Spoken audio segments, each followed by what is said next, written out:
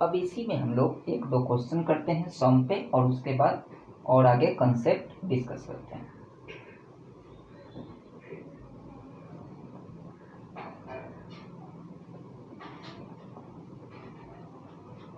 मान लीजिए कहीं एक क्वेश्चन है,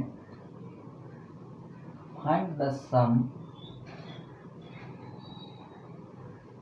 of n terms of 5 plus 55 plus 555 plus 5555 up to n terms. ये क्वेश्चन, ये काफ़ी कॉमन क्वेश्चन है 11th क्लास के लिए। तो इसमें कई क्वेश्चन हम लोगों को दिखेगा जीपी में जो डायरेक्ट जीपी में नहीं होगा, तो वहाँ हम लोग थोड़ा सा दिमाग लगाएंगे, उसको जीपी में कन्वर्ट करेंगे। जैसे मान लीजिए कि ये क्वेश्चन है, तो अगर हम यहाँ हमको अगर सम निकालना है तो ऑब्वियसली हम इसको एसएन बोले। SN is equals to 5 plus 55 plus 555 and up to n terms. अब पहला बात तो ये कि क्या ये जीपी में है, तो अगर हम 55 को 5 से डिवाइड करें तो 11 आएगा। अब अगर 55 से 555 को डिवाइड करें तो 11 नहीं आएगा। इसका मतलब ये अभी तो जीपी में बिल्कुल भी नहीं है। तो इसमें हम क्या करें, इसमें हम लोग ऐसा लिख सकते हैं कि एसएन इज इक्वल्स टू, अगर सारे सीरीज से हम 5 को कॉमन निकाल लें तो यहाँ क्या आएगा 1, यहाँ क्या लिखेंगे 11, यहाँ क्या लिखेंगे 111 और नेक्स्ट क्या होता है 1 1 1 और अप टू n टर्म्स। अभी हम क्या किए, इससे इस सीरीज से 5 को कॉमन निकाल लिए, लेकिन इससे क्या फायदा हुआ, क्या अभी ये सीरीज जीपी में है? तो अगर हम दिमाग लगाएं तो अभी भी ये जीपी में नहीं है। अगर जीपी में होता तो ये 5 से मल्टीप्लाई होने पे कोई फर्क नहीं पड़ता, वो तब भी जीपी में होता। इसका मतलब अब इसमें क्या करना चाहिए, अभी तो ये जीपी में है नहीं, तो इसमें हम लोग फिर क्या करते हैं कि S N is equals to, ये जो 5 है इसको ऐसे ही रखिए, यहाँ नीचे 9 और अब इस सीरीज को हम 9 से मल्टीप्लाई कर दिए। इस टाइप के क्वेश्चन को बनाने का बस यही एक तरीका है जो यहाँ हम लोग मैनिपुलेट करते हैं। हर क्वेश्चन में आपको 9 से मल्टीप्लाई कर देना है और 9 से डिवाइड करना है। तो इससे क्या फ़ायदा होगा, फ़ायदा ये होगा कि अब ये 1 के जगह ये 9 हो जाएगा और ये 99 हो जाएगा और ये 999 हो जाएगा और ये फिर 9999 अप टू n टर्म्स, ये ऐसा हो जाएगा। लेकिन ये तो अभी पहले वक्त जैसा ही हो गया, ये तो अभी जीपी में नहीं है, तो जीपी में नहीं है, लेकिन अगर हम इसमें एक चेंजिंग और कर दे तो ये जीपी में आ जाएगा। जैसे 5/9 हम 9 को लिख सकते थे 10-1 प्लस इस 99 को 10 का स्क्वायर -1, सोचिए 100-1 99, फिर प्लस 999 को 10 का क्यूब -1, फिर इसको क्या लिख सकते थे, इसको लिख सकते थे 10⁴ -1 और ये सीरीज ऐसे ही चलता जाता n टर्म्स तक।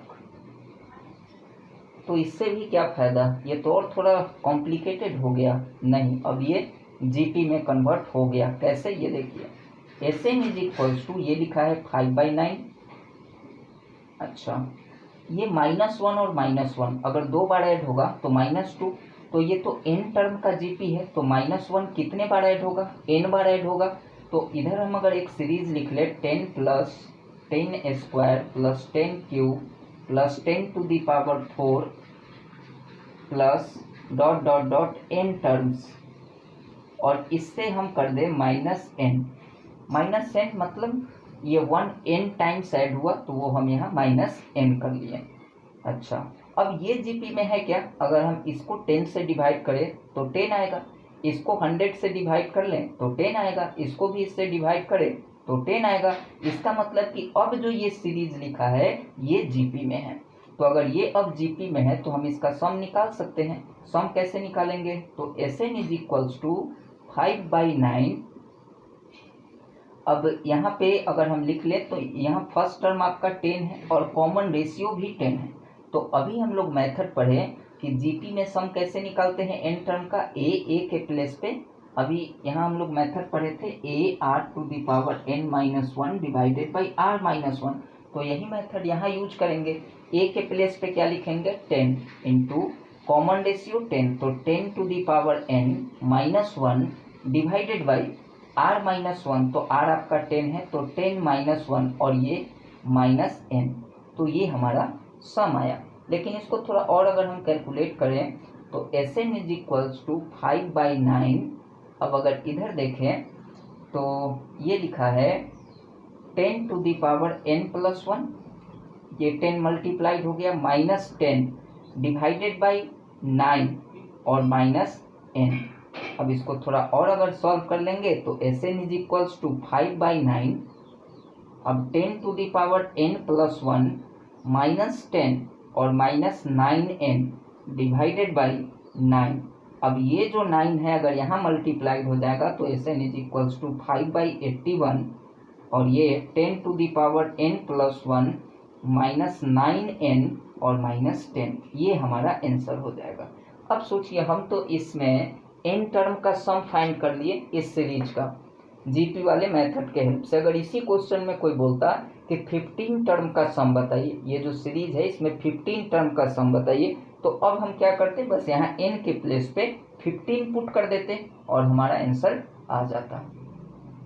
तो अब इसके बाद हम लोग कंसेप्ट कुछ और डिस्कस करते हैं जीपी से ही रिलेटेड।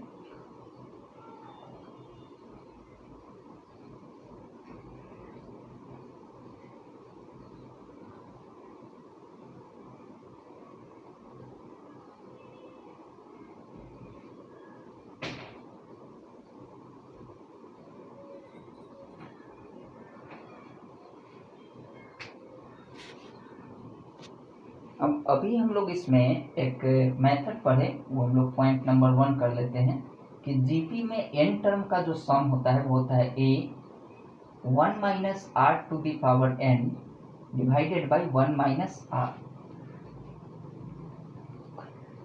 अब अगर हमको इसी जीपी में इनफाइनाइट टर्म का सम अगर निकालना हो, जैसे कहीं लिखा हो मान लीजिए कि A R square A R cube and up to infinite, मतलब अभी तक जो हम लोग सम निकाले थे वो कितने टर्म का था, वो n टर्म का था, लेकिन अब जो हमको सम निकालना है वो इनफाइनाइट टर्म का सम निकालना है।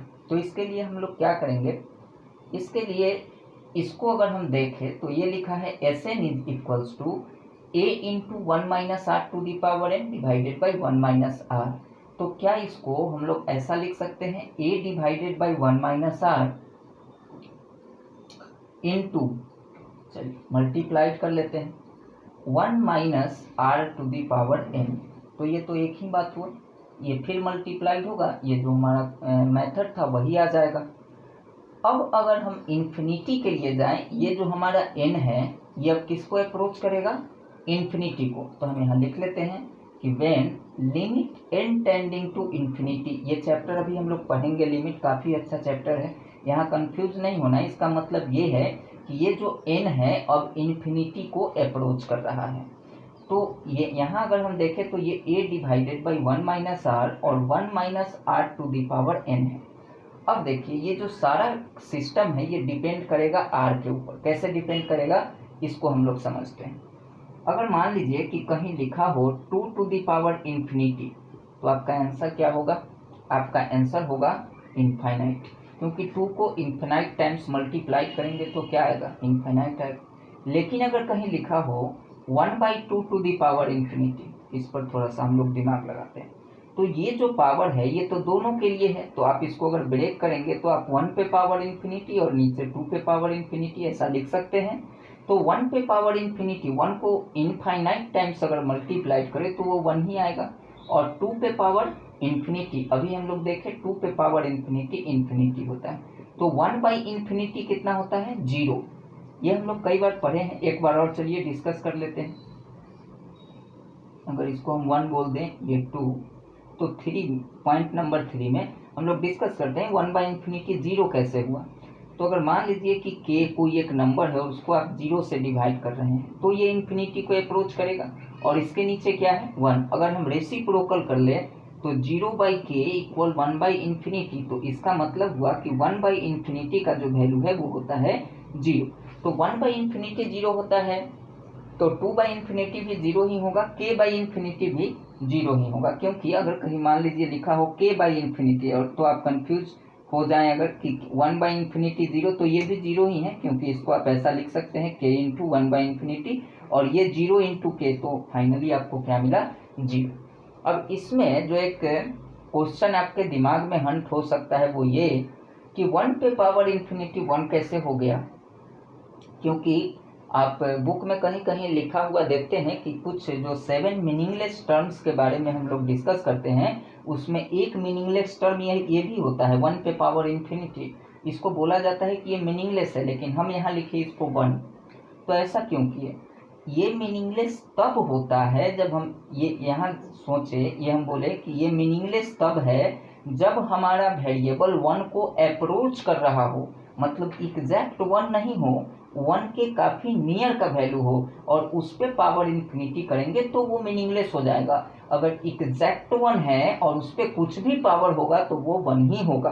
तो यहाँ हम लोग का सही जो आंसर होना चाहिए था वो 1। ये मीनिंगलेस कब होगा? जब ये एग्जैक्ट 1 नहीं होगा, 1 को अप्रोच करेगा।